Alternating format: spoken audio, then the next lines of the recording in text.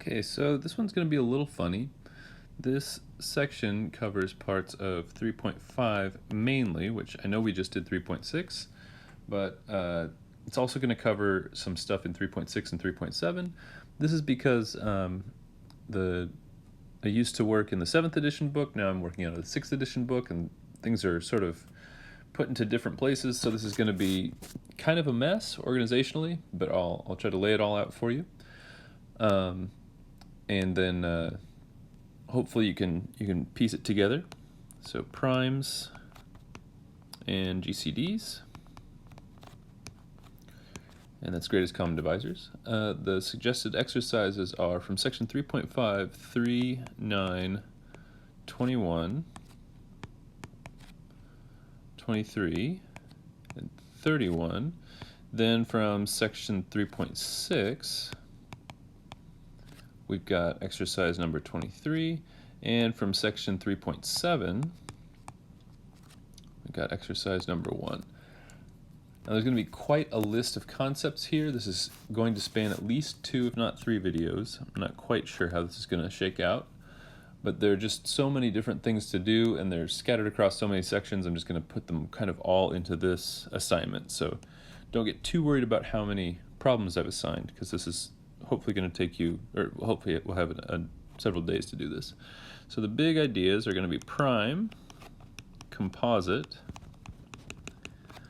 We've got Theorem 1, which I'm going to call the fundamental theorem of algebra. Sorry, the fundamental theorem of arithmetic, not algebra. I always get those mixed up.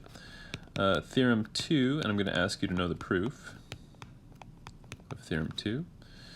Then we've got Theorem 3, and this is the infinitude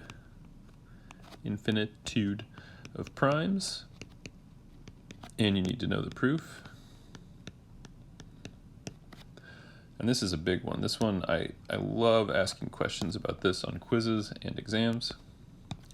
We've got Theorem 4, which I'm going to call the prime number theorem.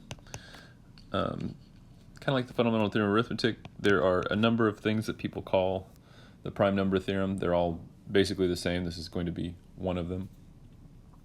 And that's probably as far as I'm going to get in this video, if I even get that far, because this is quite a lot of material.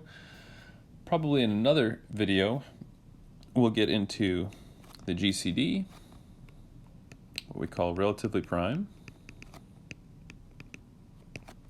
which is the same as what we call coprime. So I'll be using those terms interchangeably. We've got the least common multiple, or LCM. We've got Theorem 5, which you do not need to know the proof of. This is just going to kind of give us an example of the GCD and LCM together.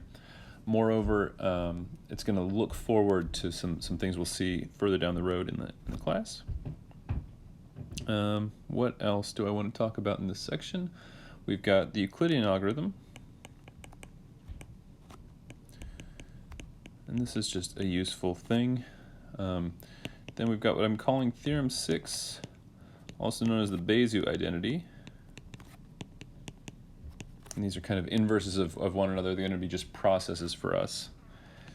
And finally, last line, we've got lemma 2. And you're going to need to know this proof. Then we've got lemma 3. And finally, Theorem 7. And these are going to be things that just deal with the GCDs and modular arithmetic. Okay, so a natural number greater than 1 is called prime if its only factors are itself and 1. If a natural number greater than 1 is not prime, it's called composite. So if a natural number greater than 1 is not prime, we're calling it composite. And the first theorem, Theorem 1, which I'm calling the fundamental theorem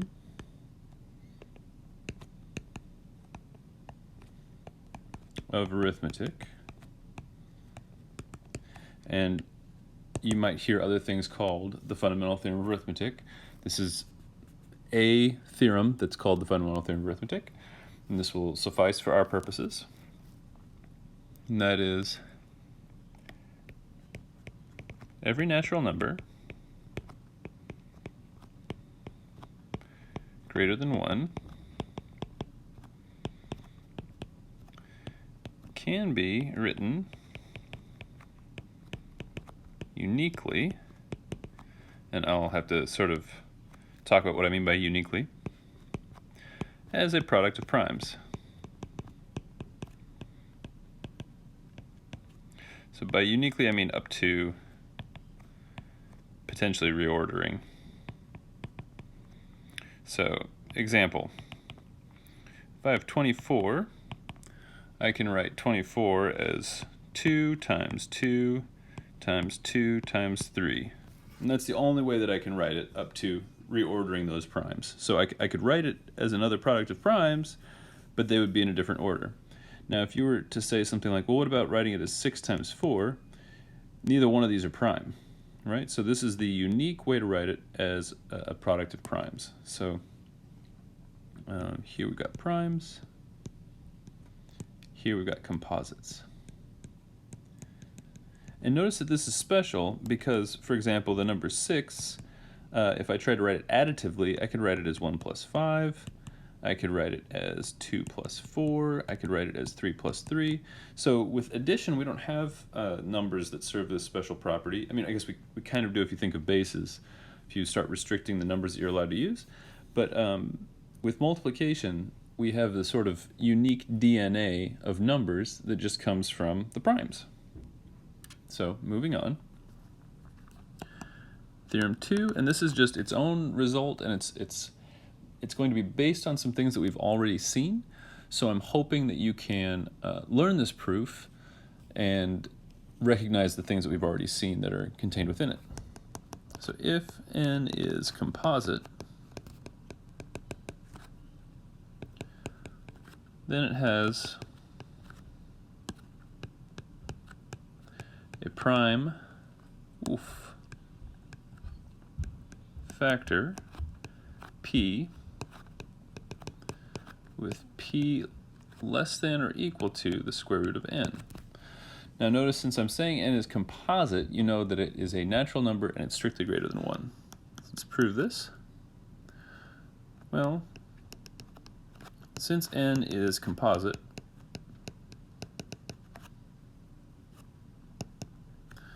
we know that it must have at least one factor aside from 1 and itself. We're going to call this factor A. Now why do I know that? Because if it's composite, that means it's not prime, and if it was prime, its only factors would be 1 and itself. So we know that it has a factor that's not 1 or itself. We're calling that factor A. Since A is a factor of n, there exists a natural number b. Now technically we would say there exists an integer b, but in this case we know that everything's positive because they're all natural numbers, so we know the integer is going to be positive, such that n equals ab. All right? Now, does n equals ab seem a little bit familiar to you? I hope so, because when we were doing this section, I think this was section 1.7, we showed that for all natural numbers a, b, and n with n equals ab, either a is bigger than root n or b is bigger than root n or both. Now in this case we need them to be smaller than root n, but the argument is the same. So we could use that exact same proof by cases, but wherever we had greater than or equal to, we write less than or equal to. Wherever we had less than, we'd write greater than. Totally works. I'm going to do a slightly different proof, and this is just to sort of show you the ways another way that proofs can be sort of organized, and that is I'm going to break up this proof and say claim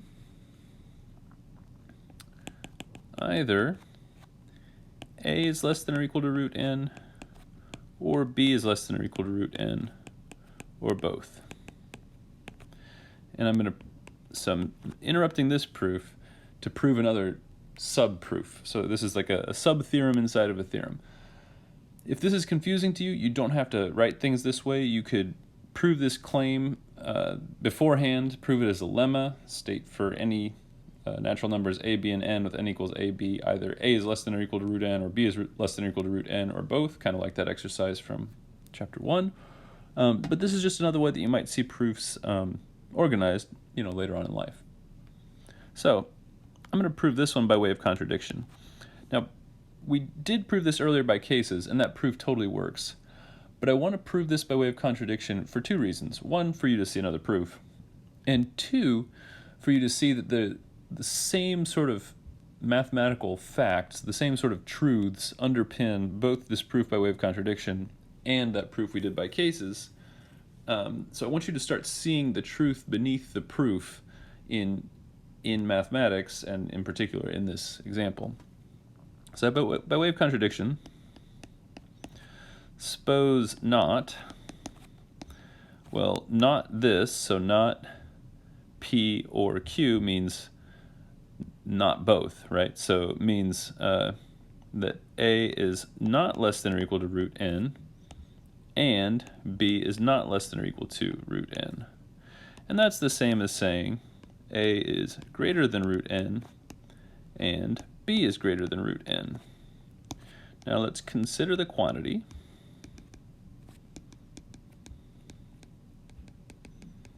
N. Well, what am I going to do?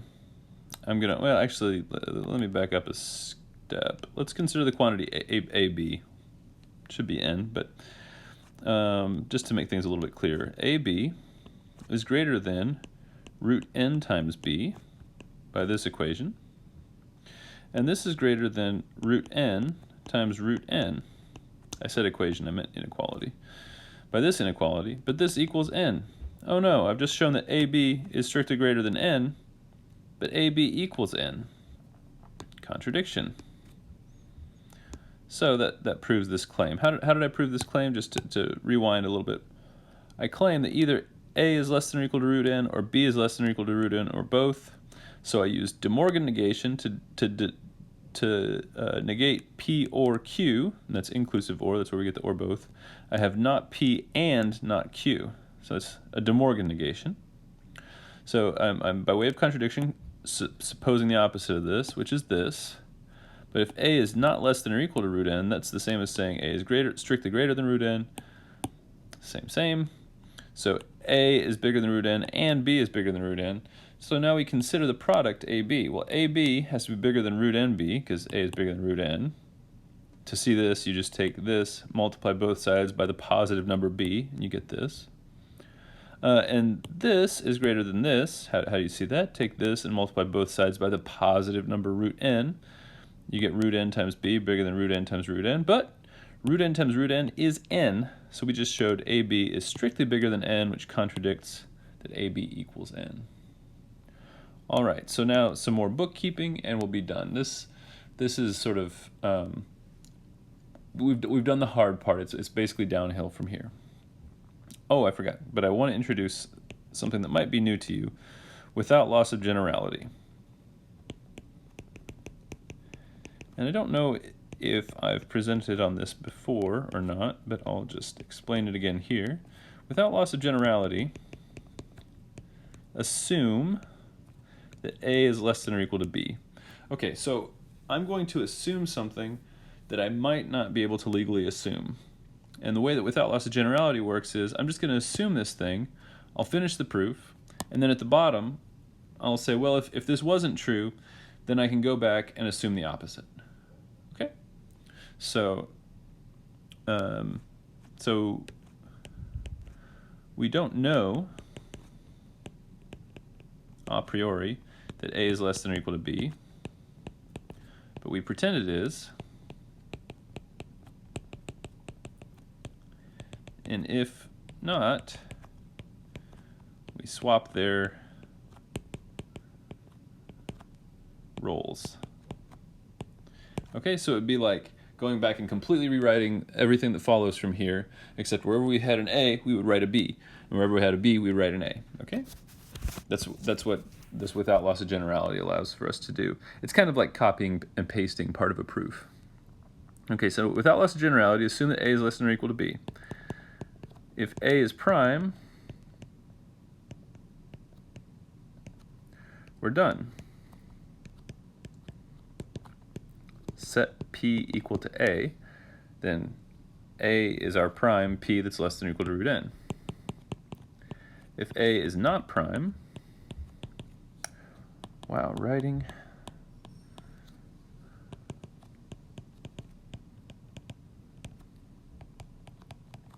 Then what? If A is not prime, then by the fundamental theorem of arithmetic,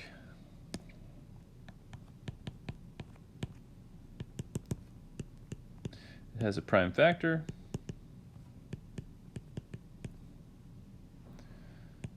P, which is less than or equal to, well, which is B, strictly less than A, which is less than or equal to root n. And again, we're done.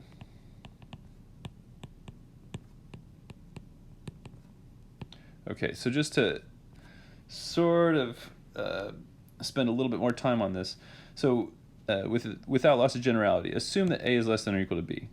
Yada, yada, yada, yada, yada. Now, if it turns out that A was not less than or equal to B, we rewind, and from here on down, we do everything. If B is prime, set P equal to B. If B is not prime, then it has a prime factor, P, which is strictly less than B, and again, we're done.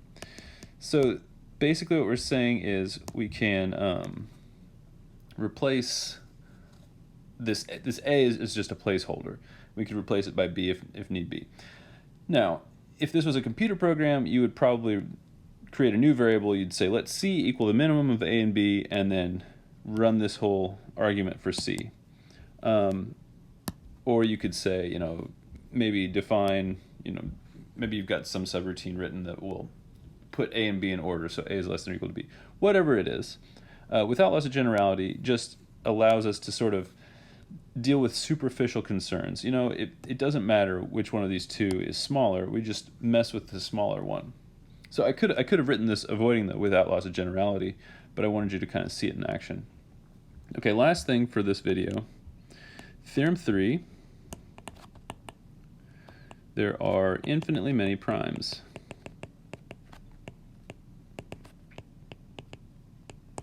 So before I was studying mathematics, I was at a party, and I was with a friend of mine who was a mathematician, and I was like, so what does a mathematician do? And I don't know. He told me two things that night. One was about the Fourier transform of the indicator function of a set, and the other was this. He gave me this proof of the infinitude of primes, and I remember this proof from that night. So here is the proof of the infinitude of primes that I learned slumped in a doorway at probably 3 in the morning one night. It's a great proof. So by way of contradiction,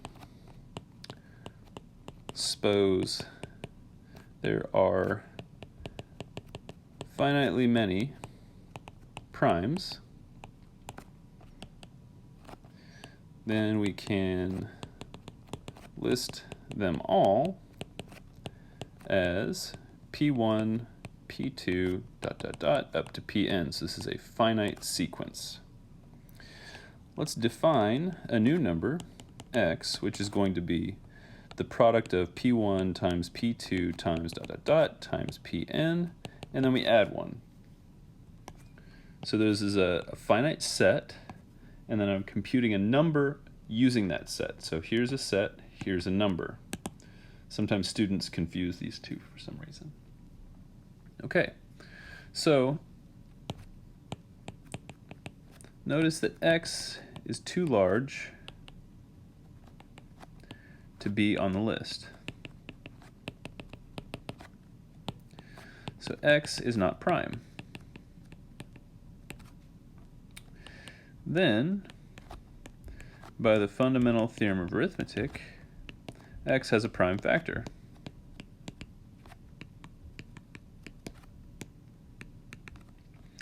But notice x is congruent to 1 modulo pj for all of those j's. See, it's one more than a multiple of any of these primes, which implies for all j, pj does not divide x. Therefore, there is a prime missing from the list. And that contradicts that we had an exhaustive list. Right? So if there were finitely many primes, we could have listed them all off. Right? But now I'm saying, oh, I'm missing one. And the quick response is, well, wait, just, whatever that prime is, add it to the list. But then, if we added p sub n plus 1, then we could come up with a new x that's the product of all of those primes plus 1 and run the same argument again. The idea is that this process never ends, so there's some problem with our assumption that there are finitely many primes, so there must be infinitely many primes. All right.